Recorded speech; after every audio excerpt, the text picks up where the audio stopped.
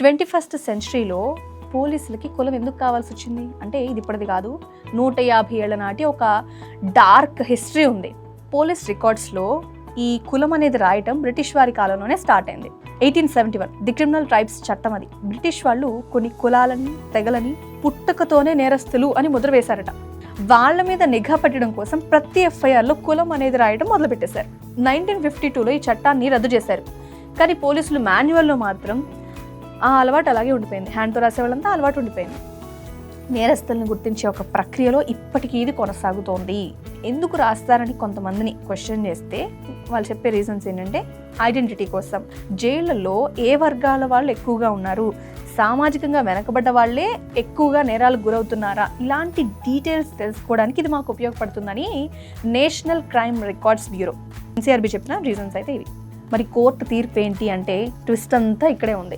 ఈ మధ్యకాలంలో కోర్టులు ఈ పద్ధతిని ఖండిస్తున్నారు. రాంగ్, ఇది కరెక్ట్ కాదు అని తీవ్రంగా తప్పుపడడం జరుగుతుంది. ఎవరైతే ఆరోపించబడుతున్నారో అతనితో కోర్టు వ్యవహరించేటప్పుడు అతనికి కులం మతం ఉండవు అని క్లారిటీ కూడా ఇచ్చేసింది. నేరం చేసిన దానికి కులాన్ని ఆపాదించడం వల్ల వివక్ష పెరిగే అవకాశాలు ఎక్కువగా ఉన్నాయి. ఒకే పేరున్న వ్యక్తులు గుర్తించడానికి ఆధార్లు ఏలుముద్రలు సరిపోవా, కులమే కావాలా? ఇవన్నీ మాకు కామెంట్ సెక్షన్లో తెలియజేయండి. ఇంకొన్ని వాస్తవాలు కూడా